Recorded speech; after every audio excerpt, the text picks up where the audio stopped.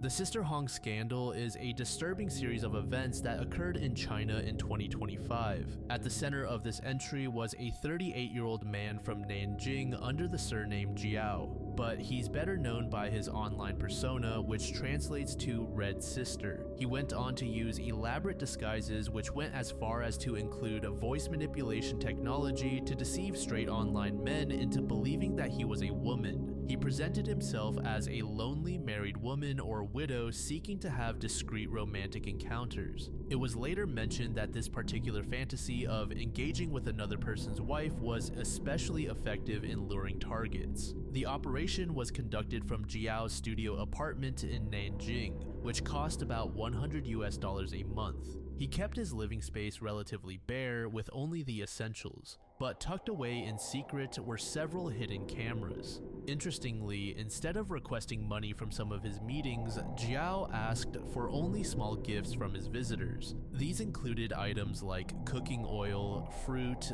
milk, vegetables, or small appliances, typically costing no more than around $15. Due to this, officials could not consider these meetings as prostitution, and thus he could not be charged as such. The true scope of his operations eventually became a subject of significant controversy and misinformation.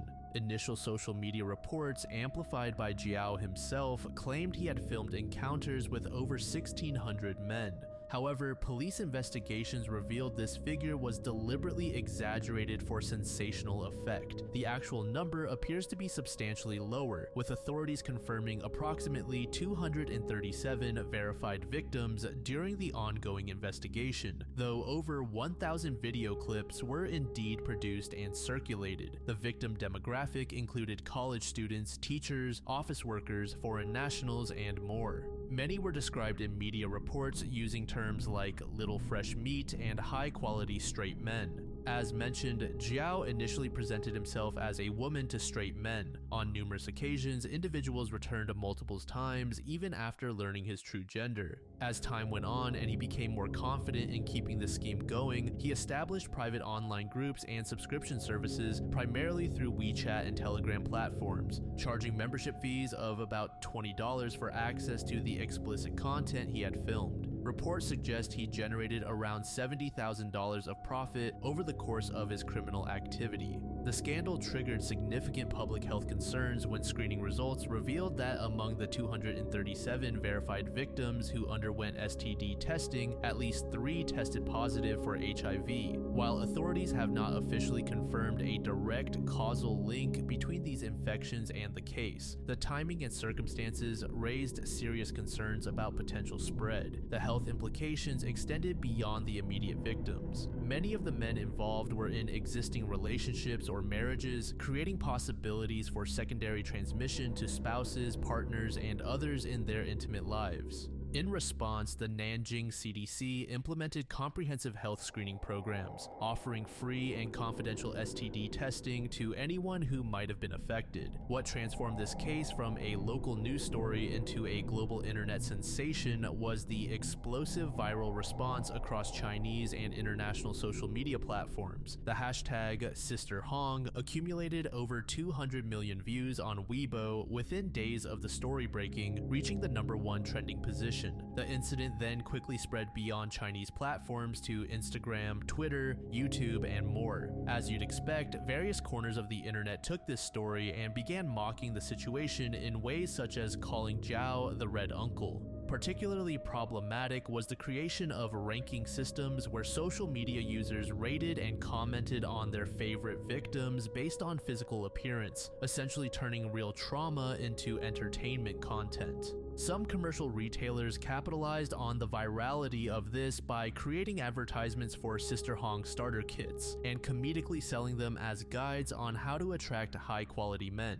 These kits included wigs, makeup, and other clothing items that Jiao was seen wearing in the videos. The viral spread of the scandal created what is termed as secondary victimization. meaning harm inflicted on victims not by the original crime but by the public's response to it. Many of the leaked videos contained unblurred faces, leading to widespread identification of victims by friends, family members, colleagues, spouses, and fiancés. This exposure had devastating real-world consequences, including relationship breakdowns, divorces, job losses, social ostracization, and trauma. One victim posted a crying video online begging his girlfriend to take him back after she discovered his involvement. Another man's fiancée canceled their engagement and publicly criticized him for infidelity, while also demanding that the man still pay the traditional bride price that comes with Chinese marriages. Multiple other victims were forced to delete their social media accounts entirely after being repeatedly identified and harassed online. The secondary victimization was exacerbated by the platform algorithms that promoted sensational content. As videos and memes gained traction, they were automatically recommended to wider audiences, increasing the likelihood of victim identification and harassment.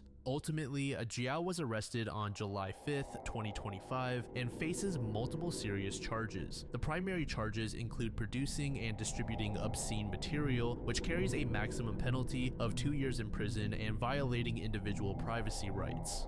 Additional charges related to potential STD transmission are being considered, as knowingly transmitting transmitted diseases can result in sentences of 3 to 10 years in prison. While traditional and distribution are illegal, the specific circumstances of this case required prosecutors to apply existing laws in untraditional ways. This has sparked discussions about the need for updated legislation specifically addressing digital sexual exploitation.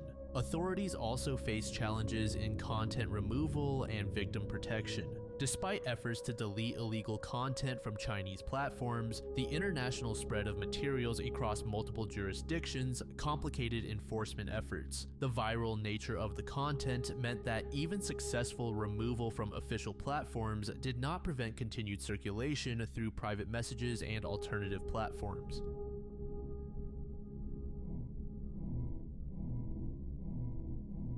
This next entry revolves around a man named Jason Worley who took to the relationship advice subreddit to voice his concerns about his marriage. His first post was titled, "I caught my wife cheating on me over a year ago. I stayed with her for the sake of our children, but I haven't been able to get it off my mind since. It has been 476 days since I confronted her about it. How do I know? Because every time I catch myself thinking about it, I tell myself, it's only been X days, maybe you won't think about it tomorrow." So to go back to the beginning, I had just taken on a new project and new responsibilities at work. I was working a lot of hours, 60 plus per week, and was noticeably stressed. It was in May 2015 that I noticed she had added a password to her phone. When confronted about it, she told me it was because she was planning my Father's Day present and didn't want me to ruin the surprise. About a week later, she came to me and told me that she felt guilty keeping a big secret from me, and told me that she was having our neighbor, a contractor, build a home office for me as my present. It struck me as odd, as in our 6 years together, she had never said she felt guilty about anything and always insisted that she never regretted anything in her life. Time went on, her phone was still password protected, and things didn't feel right. I saw her using her phone and smiling to herself more and more often, but when I asked her what she was doing, she said nothing and put her phone away. So one morning, I waited for her to get in the shower and grabbed her phone before it required the password. I went through her messages and found that she was texting the neighbor, "I'm all covered in frosting. You want to lick it off?" There were no other messages to the neighbor, but I found out later that was because she had set up her phone to delete messages after a certain amount of time. I felt uncomfortable with it, but I knew she had a perverted sense of humor, and I thought she would never do anything to hurt me. More time went by, and the neighbor was spending more and more time at our house, but the office was being completed slower and slower. I couldn't help but worry that something wasn't right, so I started checking her location using Google Timeline. It was at this point that I realized that there were large gaps in her GPS history because she was turning off her phone's GPS. Fast forward to July, and at this point the paranoia was driving me nuts, so I told her that I needed to install new antivirus software on her phone. While she had it unlocked for me, I installed anti-theft software so I could remotely turn the GPS back on and set up message backup and restore so I could read all of her text messages from that point on my computer. The next day, my mother asked to spend time with my 2 kids, so my wife dropped them off with her and had the day to herself. I watched my wife's activity from work as she spent the day trying to meet up with the neighbor but was unsuccessful because he was busy with another job site. That night, we got the kids back from my mom's house and went out to dinner with the neighbor, his girlfriend, and his son. My wife and his girlfriend were having a good time drinking, laughing, and just joking around. His girlfriend mentioned that she would like to see Magic Mike. I said it was a good idea. I had watched the kids so my wife and she could go. So my wife and she went, and the neighbor and I went back to my house so the kids could play video games together. The kids were back in my son's room playing games, and the neighbor was sitting across from me on the other couch. It was at this point that my wife started texting him. She was describing sex acts she would like to perform with him, and he was reciprocating. She told him to check his Snapchat, and at the same time, I got a Snapchat from her too, and it was her fingering herself in a bathroom stall. They kept talking, trying to figure out when they could meet up and have sex. They decided on Monday morning after I went to work. So in my head, I had already planned to pretend to leave and circle back to catch them. But then they told each other that they loved each other, and it was all I could do not to leap off the couch and knock him out. But I contained myself and continued reading the conversation unfolding in front of me. Then he told her, "You're my girl now," to which she replied, "Always have been," ending with him writing, "and always will be." My wife and the neighbor's girlfriend returned from the movie, and I asked them politely to sit down. I then asked the kids to stay in my son's room and shut the door. I returned to the living room and confronted my wife and the neighbor. I said, "So you two love each other, huh?"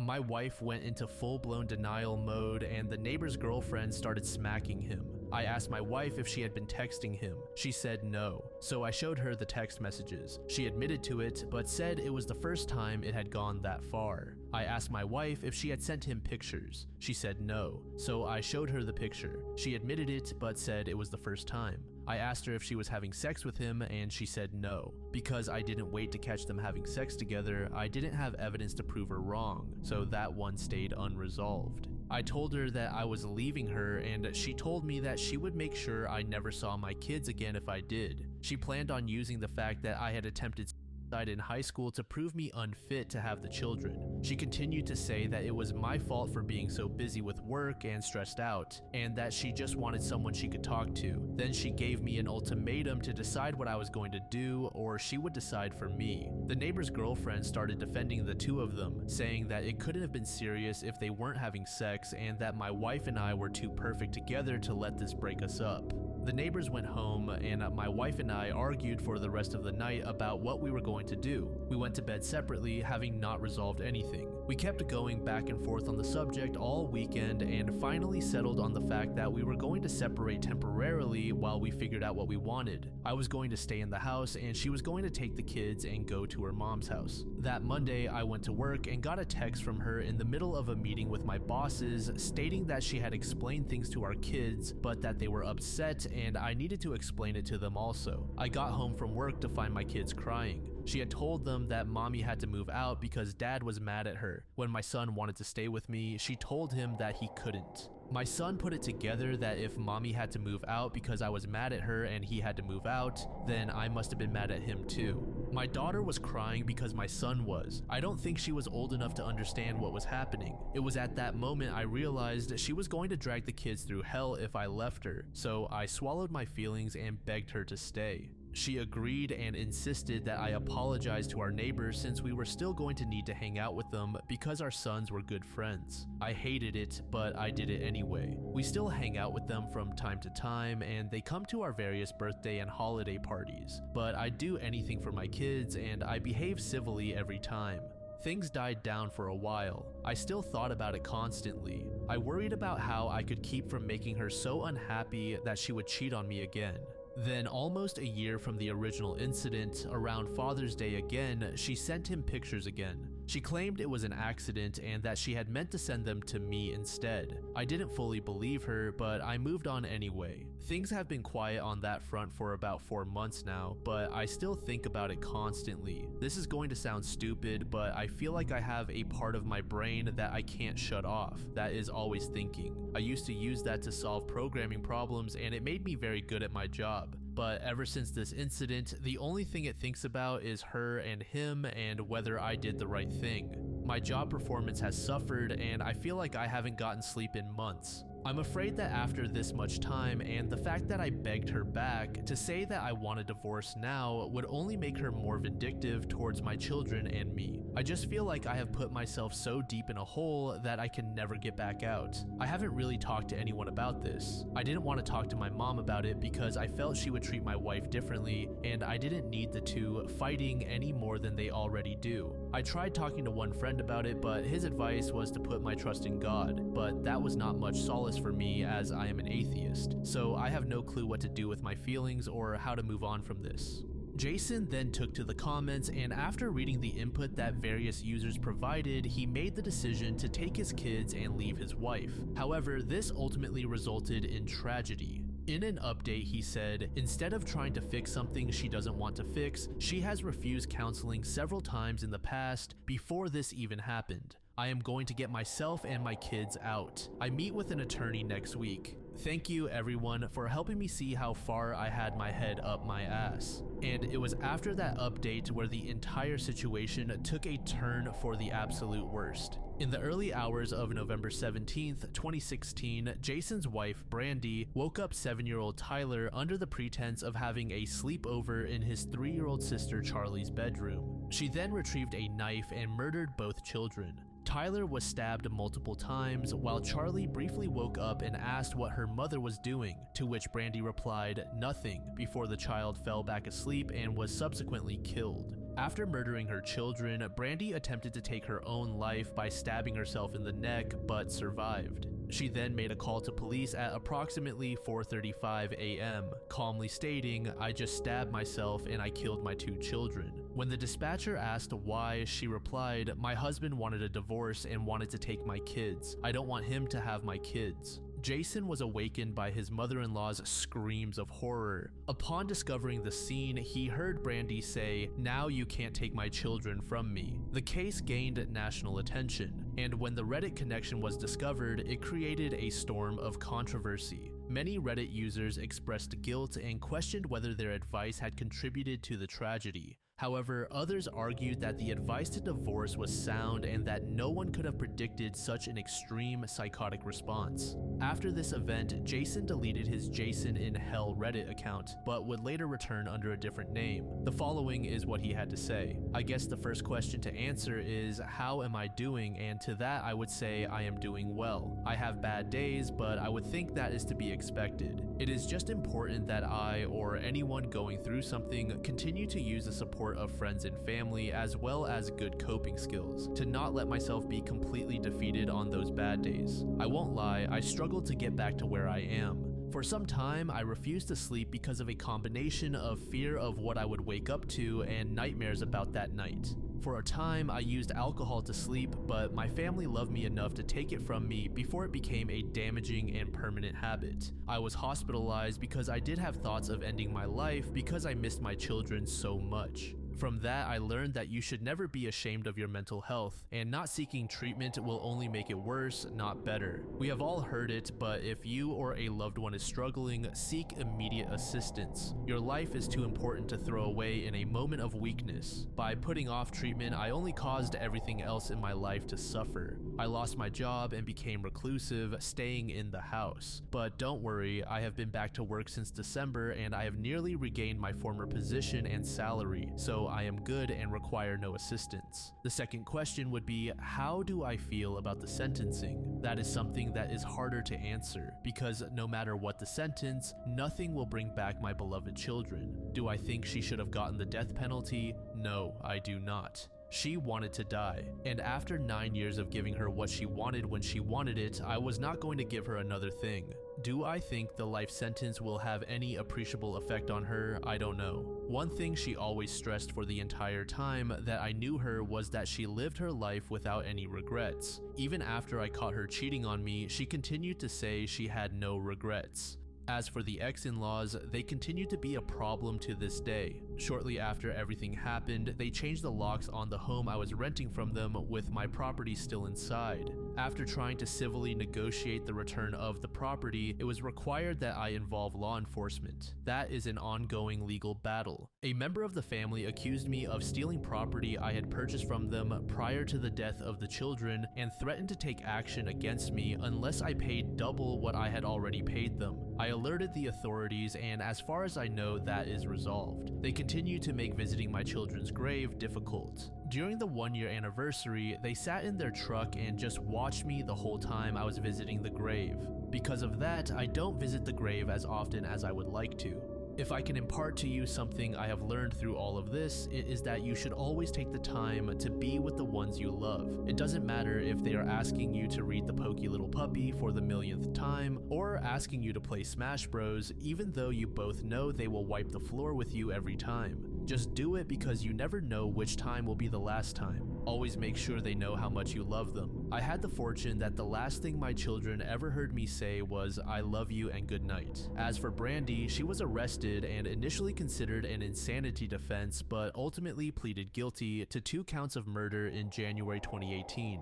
On March 19th, 2018, she was sentenced to 120 years in prison, 55 years for Tyler's murder and 65 years for Charlie's murder. She showed no remorse during sentencing and gave no statement. During the sentencing hearing, the judge noted that sometimes there is no explanation for such evil acts, stating everyone wants an explanation for an unnatural event, a parent killing his or her children. Sometimes there is no explanation. Darkness is in this world, and it penetrates minds and our hearts.